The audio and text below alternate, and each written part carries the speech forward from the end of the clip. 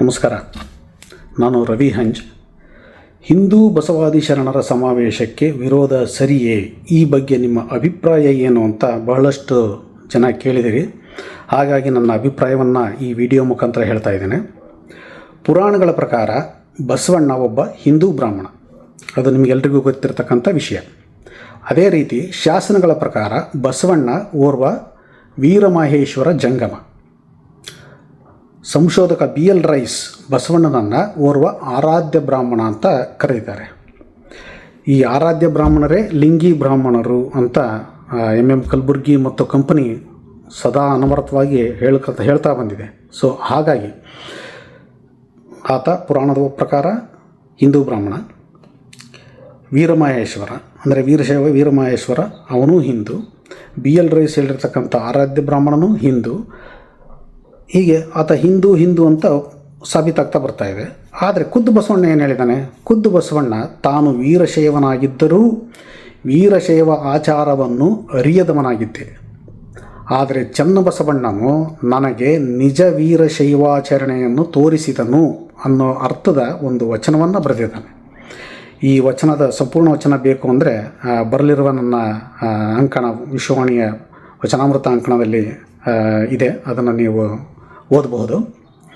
ಇನ್ನು ಇದಕ್ಕಿಂತ ಹೆಚ್ಚಾಗಿ ಲಿಂಗಾಹತರು ಅಂದರೆ ಯಾರು ಬಸವ ತಾಲಿಬಾನಿಗಳು ಅಂತ ಈಗೇನು ಬ್ರ್ಯಾಂಡ್ ಆಗಿದ್ದಾರೆ, ಅವರೇ ಹೇಳೋದು ಏನಂತ ಹೇಳ್ತಾರೆ, ನಾವೆಲ್ಲರೂ ಭೌಗೋಳಿಕವಾಗಿ ಹಿಂದೂಗಳು ಆದರೆ ಧಾರ್ಮಿಕವಾಗಿ ನಾವು ಲಿಂಗಾಯತರು ಅಂತಾರೆ. ಭೌಗೋಳಿಕವಾಗಿ ಹಿಂದೂಗಳು ಅಂದಮೇಲೆ ಬಸವಣ್ಣ ಭೌಗೋಳಿಕವಾಗಿ ಹಿಂದೂನೇ ಆಗಿದ್ದ.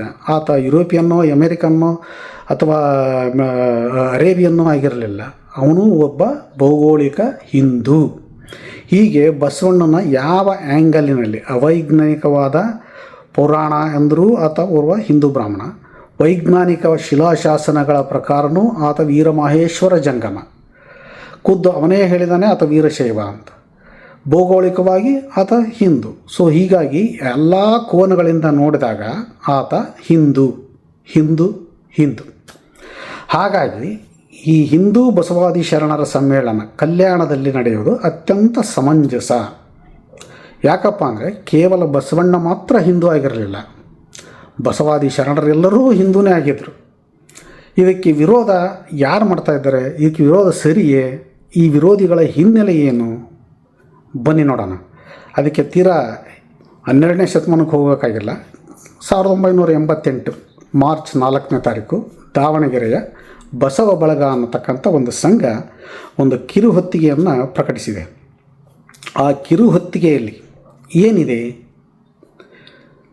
ಆ ಹೊತ್ತಿಗೆಯ ಪ್ರಕಾರ ಮಾತೆ ಮಹಾದೇವಿ ಮತ್ತು ಲಿಂಗಾನಂದರ ಸಂಬಂಧವು ಎಷ್ಟು ಅನೈತಿಕತೆಯಿಂದ ಕೂಡಿದೆ ಎಂದರೆ ಸ್ವತಃ ಲಿಂಗಾನಂದರೇ ಶಿಷ್ಯರೊಬ್ಬರಿಗೆ ಬರೆದ ರಹಸ್ಯ ಪತ್ರವನ್ನು ಈ ಹೊತ್ತಿಗೆಯ ಕೊನೆಯಲ್ಲಿ ನೋಡಬಹುದು ಎನ್ನುವ ಒಂದು ಒಕ್ಕಣೆಯನ್ನು ಕೊಡ್ತಾ ಅವರು ಮುಂದೆ ಹೇಳ್ತಾರೆ, ಕಳೆದ 25 ವರ್ಷಗಳಿಂದಲೂ ಮಹಾದೇವಿಯವರನ್ನು ಬಲ್ಲ ನಾವು ಬಿಜ್ಜಳನ ಆಸ್ಥಾನದಲ್ಲಿ ಸೂಳೆಯಾಗಿದ್ದ ಕಲಾವತಿ ಬಸವಣ್ಣನವರ ಪ್ರಭಾವಕ್ಕೊಳಗಾಗಿ ಮನಪರಿವರ್ತನೆಯ ಮೂಲಕ ಶರಣರ ವಚನಗಳನ್ನು ಹಾಡಿ ಪ್ರಚಾರ ಮಾಡುವ ಕಾಯಕವನ್ನು ಕೈಗೊಂಡಾಗ ಸಮಾಜವು ಅವಳನ್ನು ಸೂಳೆ ಎನ್ನದೆ ಶರಣೆ ಎಂದೇ ಸಂಬೋಧಿಸಿರುವಾಗ ನಾವೇಕೆ ನಿಮ್ಮನ್ನು ಆ ರೀತಿ ದೂರೀಕರಿಸಬೇಕು ಎನ್ನುವ ಒಂದು ಒಳಮಾತು. ಇದರ ಅರ್ಥವನ್ನು ನೀವೇ ಅರ್ಥೈಸಿಕೊಳ್ಳಿ. ಈ ಒಳಮಾತಿನ ಒಂದು ಕಿರುಹೊತ್ತಿಗೆಯನ್ನು ಪ್ರಕಟಿಸಿದೆ. ಈ ಹೊತ್ತಿಗೆಯ ಕೊನೆಯಲ್ಲಿ ಲಿಂಗಾನಂದರ ತಪ್ಪೊಪ್ಪಿಗೆ ಪತ್ರವಿದೆ ಅನ್ನೋ ಒಂದು ಬ್ರೇಕಿಂಗ್ ನ್ಯೂಸ್ ಥರ ಈಗೇನು ಕೇಳ್ತಾರಲ್ಲ, ಅದರಲ್ಲಿ ಏನಿದೆ? ಅದರಲ್ಲಿರೋ ಒಂದೆರಡು ಸಾಲನ್ನ ಹೇಳ್ತೇನೆ. ಒಂದು ದಿನ ರಾತ್ರಿ 1-2 ಗಂಟೆಗಳ ಕಾಲ ರತ್ನಳನ್ನು ನನ್ನ ಹಾಸಿಗೆಯ ಮೇಲೆಯೇ ಮಲಗಿಸಿಕೊಂಡೆ.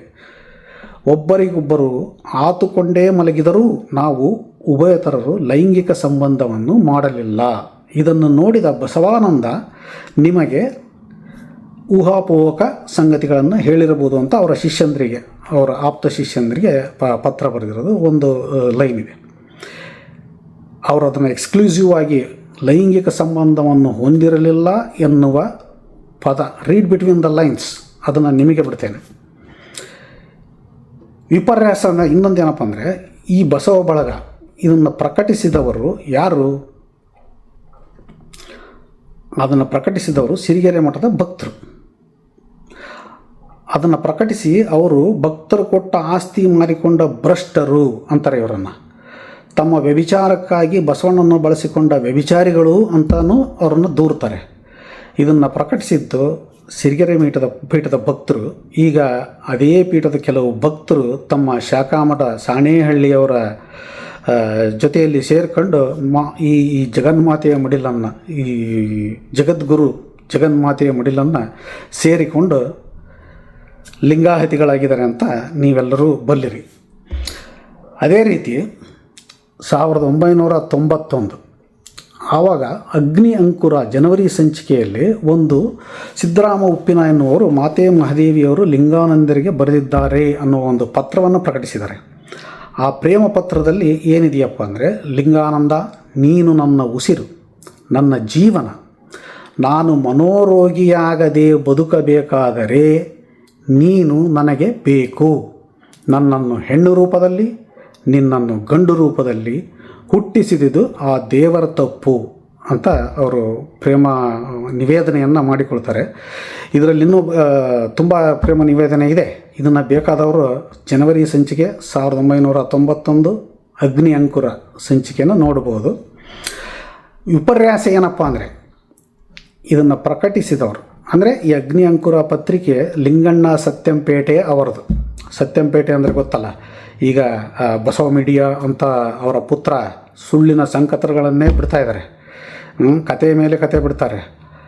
ಅವರು ಅಂತಹ ಲಿಂಗಣ್ಣ ಸತ್ಯಂಪೇಟೆಯವರ ಪುತ್ರ ಈಗ ಅದೇ ಜಗನ್ಮಾತೆಯ ಮಡಿಲನ್ನು ಸೇರ್ಕೊಂಡು ಲಿಂಗಾಹತ ಆಗಿದ್ದಾರೆ, ಬಸವ ತಾಲಿಬಾನಿ ಆಗಿದ್ದಾರೆ ಅನ್ನೋದು ನಿಮಗೆಲ್ಲ ಗೊತ್ತಿರತಕ್ಕಂಥ ಸಂಗತಿ. ಇನ್ನೊಬ್ಬರು ಮಹಾನ್ ಸಂಶೋಧಕರಿದ್ದಾರೆ, JS ಪಾಟೀಲ್ ಉರ್ಫ್ ಜಗದೇವಪ್ಪ ಎಸ್ ಪಾಟೀಲ್. ಅವರಂತೂ ನ ಭೂತೋ ನ ಭವಿಷ್ಯತೋ ಅನ್ನೋ ಹಾಗೆ ಲಿಂಗಾನಂದರನ್ನ ಒಬ್ಬ ಪವಾಡ ಪುರುಷ ಅಂತ ಮಾಡಿ ಅವರನ್ನು ಆಧುನಿಕ ಬಸವಣ್ಣ ಅಂತ ವರ್ಣಿಸ್ಬಿಟ್ಟಿದ್ದಾರೆ. ಹೀಗೆ ಇವರೆಲ್ಲರೂ ಕೇವಲ 50 ವರ್ಷ 1980ರ ದಶಕಕ್ಕೆ ಹೋಗಿ ಇತಿಹಾಸವನ್ನು ನೋಡದಲ್ಲೇ ಹೀಗೆ ಕಟ್ಟುಕತೆ ಮೇಲೆ ಕಟ್ಟುಕತೆಯನ್ನು ಹುಟ್ಟಿ ಕಾದಂಬರಿ ರೂಪದಲ್ಲಿ ತಮ್ಮ ಮನದ ಗೊಂದಲವನ್ನು ಒಂದು ಜಾತಿಯ ಜನರ ಗೊಂದಲ ಅಂತ ಹೇರ್ತಾ ಇದ್ದಾರೆ. ಇದು ಎಷ್ಟರ ಮಟ್ಟಿಗೆ ಸರಿ? ಇದನ್ನು ಜನ ನಂಬುತ್ತಾರೆ 21ನೇ ಶತಮಾನದಲ್ಲಿ ಅನ್ನೋದನ್ನು ಒಂದು ವೈಚಾರಿಕ ಸಂದಿಗ್ಧತೆ ಅಥವಾ ಜಿಜ್ಞಾಸೆ ಓದುಗರಿಗೆ ಬಿಡ್ತೇನೆ, ಕೇಳುಗರಿಗೆ ಬಿಡ್ತೇನೆ. ನೀವೇ ಈ ಜಿಜ್ಞಾಸೆಯನ್ನು ನಡೆಸಿ ಸತ್ಯವನ್ನು ಕಂಡುಕೊಳ್ಳಿ. ಇಂತಹ ವ್ಯಭಿಚಾರಿಗಳು ತಮ್ಮ ವ್ಯಭಿಚಾರವನ್ನು ಮುಚ್ಚಿಕೊಳ್ಳಲು ಬಸವಣ್ಣನ ಕವಚವನ್ನು ಧರಿಸಿದ್ದಾರೆ. ಕಲ್ಯಾಣ ತಮ್ಮ ಪಿತ್ರಾರ್ಜಿತ ಆಸ್ತಿ ಅನ್ನೋ ಥರ ಕಲ್ಯಾಣಕ್ಕೆ ಯಾರು ಬರಬೇಕು, ಯಾರು ಹೋಗಬೇಕು ಅನ್ನೋದಕ್ಕೆ ಫತ್ವಾ ಹೊರಡಿಸಿದ್ದಾರೆ. ಹೀಗೆ ಫತ್ವಾ ಹೊರಡಿಸಿದವ್ರನ್ನ ಏನಂತಾರೆ? ನಿಮ್ಮ ಜಿಜ್ಞಾಸೆಗೆ ಬಿಡ್ತೇನೆ. ಹಾಗಾಗಿ ಇವತ್ತು ಈ ಹಿಂದೂ ಬಸವಾದಿ ಶರಣರ ಸಮ್ಮೇಳನವನ್ನು ಯಾಕೆ ಯಶಸ್ವಿ ಮಾಡಬೇಕು ಅಂದರೆ, ಬಸವಣ್ಣನನ್ನು ಈ ತಾಲಿಬಾನಿ ಲಿಂಗಾಹತರಿಂದ ಬಿಡಿಸಿ ಅವರನ್ನು ನಿಜ ವೀರಶೈವ ಲಿಂಗಾವಂತರು ಎತ್ತಿ ಹಿಡಿಯದೇ ಹೋದರೆ ಕಲ್ಯಾಣ ಕೆಡುವುದು ಖಂಡಿತ. ಯಾಕಂದರೆ ಈಗ ಸದ್ಯದಲ್ಲೇ ಸರ್ಕಾರಿ ಅನುದಾನದಲ್ಲಿ ಅದೇನೋ ಕಟ್ಟಿದಾರಲ್ಲ, ಬಸವ ಮಂಟಪ ಅಂತನೋ ಅಥವಾ ಬಸವಣ್ಣನ ಒಂದು ಸ್ಥಾವರ, ಬೃಹತ್ ಸ್ಥಾವರ, ಅದೆಲ್ಲವೂ ಲಿಂಗಾಯತರ ಪಾಲಾಗುತ್ತೆ. ಅದು ಅವರು ಖಂಡಿತ ಅಲ್ಲಿ ಕಾರ್ಲ್ ಮಾರ್ಕ್ಸ್ ಆಲ್ರೆಡಿ ಈಗ ಪ್ರಪಂಚದಲ್ಲಿ ಎಲ್ಲ ನಶಿಸಿ ಹೋಗಿರತಕ್ಕಂಥ ಕಮ್ಯುನಿಸ್ಟನ್ನು ಅಲ್ಲಿ ಪ್ರತಿಷ್ಠಾಪಿಸಿ ಅವರ ಒಂದು ಕಾಫಿ ಕ್ಲಬ್ ಅಥವಾ ಸ್ಕಾಚ್ ಕ್ಲಬ್ ಮಾಡಿಕೊಳ್ಳೋದಕ್ಕೆ ಸಿದ್ಧತೆಯನ್ನು ನಡೆಸಿದ್ದಾರೆ. ಹಾಗಾಗಿ ಎಲ್ಲ ಹಿಂದೂಗಳು, ಪ್ರತಿಯೊಬ್ಬ ಭಾರತೀಯರು ತಮ್ಮ ಜವಾಬ್ದಾರಿಯನ್ನು ಅರಿತು ಈ ಹಿಂದೂ ಬಸವಾದಿ ಶರಣರ ಸಮ್ಮೇಳನವನ್ನು ಯಶಸ್ವಿಗೊಳಿಸಿ ಒಂದು ಪ್ರಬಲವಾದ ಸಂದೇಶವನ್ನು ಸಮಾಜಕ್ಕೆ ಕಳಿಸಬೇಕು ಅಂತ ನಾನು ಕೇಳಿಕೊಳ್ತೇನೆ. ನಮಸ್ಕಾರ.